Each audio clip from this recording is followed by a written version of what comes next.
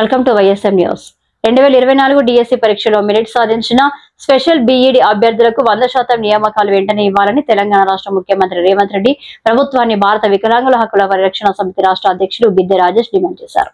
Doctor BR Ambedkar Telangana సచివాలయం media పాయింట్లో జరిగిన విలేకరుల సమావేశంలో ఆయన మాట్లాడుతూ సుప్రీంకోర్టు ఆదేశాలు వికలాంగుల హక్కుల చట్టం 2016 ప్రకారం అన్ని పాఠశాలల్లో స్పెషల్ బీఈడి టీచర్ల నియామకం తప్పనిసరని గుర్తు చేశారు.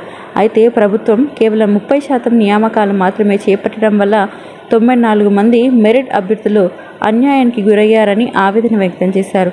నియామక పత్రాలు వెంటనే ఇవ్వాలని, లేకుంటే రాష్ట్ర వ్యాప్తంగా ఆందోళనలు చేపడతామని హెచ్చరించారు. ఈ సమావేశంలో వంశీరాజ్ చంద్ర, వాంగుడోద్ లాల్ సింగ్, అభేద, చంద్రశేఖర్, లక్ష్మణ్, లక్ష్మారెడ్డి తదితరులు పాల్గొన్నారు.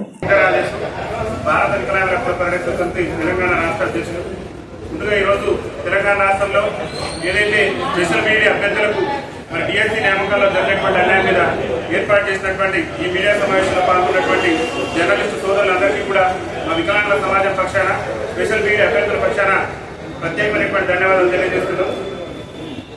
ముఖ్యంగా ఈరోజు తెలంగాణ రాష్ట్ర ప్రభుత్వం గౌరవ ముఖ్యమంత్రి రేవంత్ రెడ్డి గారు బాధ్యతలు చేపట్టిన తర్వాత 2024లో ఏదైతే నిర్వహించినటువంటి డిఎస్సి ఎగ్జామ్ ఉందో ఆ డిఎస్సి ఎగ్జామ్లో ఈ స్పెషల్ బీఈడి అభ్యర్థులకు తీవ్రమైనటువంటి అన్యాయం జరిగింది.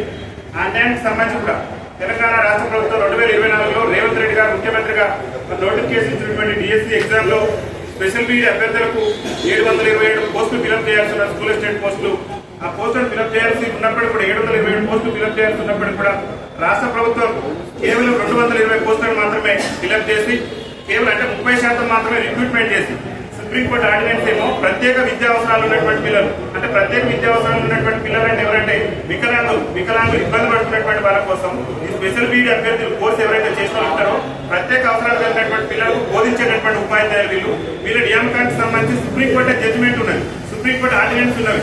ఏమన్నా 100% కూడా ఈ స్పెషల్ బీఈడి అభ్యర్థులను రిక్రూట్మెంట్ చేయాలి, ఖచ్చితంగా 100% వాళ్ళను రిక్రూట్మెంట్ చేయాలని చెప్పేసి ఆదేశాలు ఉన్నప్పటికీ కూడా తెలంగాణ రాష్ట్ర ప్రభుత్వం మరి రేవంత్ రెడ్డి గారు ముఖ్యమంత్రిగా బాధ్యతలు చేపట్టాక తొలిసారి నిర్వహించినటువంటి డిఎస్సిలోనే సుప్రీంకోర్టు దేశ అత్యున్నత న్యాయస్థానం ఇచ్చినటువంటి ఆదేశాలను రాష్ట్ర ప్రభుత్వం మరి తుంగలో దొక్కడం కొంత మా వికలాంగుల సమాజాన్ని, ముఖ్యంగా స్పెషల్ బీఈడి అభ్యర్థులు కొంత బాధ కలిగించినటువంటి విషయం.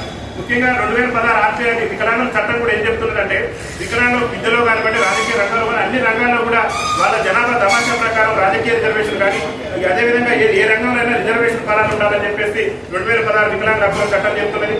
ఆ చట్టం ప్రాతిపదికన కూడా ప్రతి పాఠశాలలో తెలంగాణలో ఉన్నటువంటి అన్ని ప్రభుత్వ పాఠశాలలో కూడా స్కూల్, అది ప్రైమరీ స్కూల్ అయినా మరి ప్రాథమిక పాఠశాల, ఉన్నత పాఠశాల కానీ ఆ పాఠశాలలో మరి ఇద్దరు టీచర్లు వికలాంగులకు సంబంధించి ఎవరైతే ప్రత్యేక అవసరాలు ఉన్నటువంటి పిల్లలకు సంబంధించి ఇద్దరు ఉపాధ్యాయులు ఉండాలని చెప్పేసి సుప్రీంకోర్టు 2016 వికలాంగుల హక్కుల చట్టం నిబంధనలు కూడా చెప్తున్నప్పుడు కూడా రాష్ట్ర ప్రభుత్వం ఆ నిబంధనలు కూడా పరిగణలోకి తీసుకోకుండా మరి మన జరిగినటువంటి రిక్రూట్మెంట్ లో 100% స్పెషల్ బీఈడి అభ్యర్థులకు రిక్రూట్మెంట్ చేయాల్సినప్పుడు కూడా రాష్ట్ర ప్రభుత్వం కేవలం 30% మాత్రమే రిక్రూట్మెంట్ చేసి ఇంకా 507 పోస్టులు ఖాళీగానే ఉన్నాయి. రిక్రూట్మెంట్ చేయకుండా 507 పోస్టులు కూడా ఇవి ప్రమోషన్ రూపంలో ఇవ్వాలని చెప్పేసి ప్రభుత్వం ప్రయత్నం చేస్తున్నది.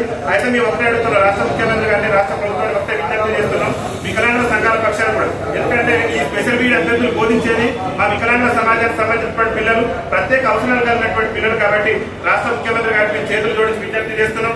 దయచేసి మనది ప్రజా ప్రభుత్వం ప్రజల కోసం పనిచేస్తుంది కాబట్టి తెలంగాణ రాష్ట్రం ఇప్పటికే నిరుద్యోగ యువత ఉద్యోగ అవకాశాలు మీరు వచ్చినాక ఉద్యోగాలు కల్పిస్తామని చెప్తున్నారు. మరి ఆ ఉద్యోగాలు కల్పించేటటువంటి భాగంలోనే ఈ స్పెషల్ బీఈడి అభ్యర్థులు ఎవరికి బోధిస్తున్నారు? వికలాంగుల సమాజానికి సంబంధించినటువంటి పిల్లలకు బోధిస్తున్నారు. ఇలా ఉపాధ్యాయ కొత్త స్పెషల్ బీఈడి అభ్యర్థులకు ఉన్నది. ఏ పాఠశాలలో కూడా తెలంగాణలో ఉన్నటువంటి ఏ పాఠశాలలో కూడా స్పెషల్ బీఈడి అభ్యర్థులకు సంబంధించి బోధించే ఉపాధ్యాయులు లేరు. అంటే గవర్నమెంట్ సుప్రీంకోర్టు ఏమో ప్రతి పాఠశాలలో మరి ప్రైవేట్ స్కూల్లో కానివ్వండి, ప్రాథమిక మరియు ఉన్నత పాఠశాలలో కంపల్సరీ టీచర్లు ఉండాలని చెప్పేసి, ఇద్దరు టీచర్లు స్పెషల్ ప్రత్యేక అవసరాలు కలిగిన పిల్లలకు ఉండాలని చెప్పేసి సుప్రీంకోర్టు గైడ్ లైన్ చెప్తుంది.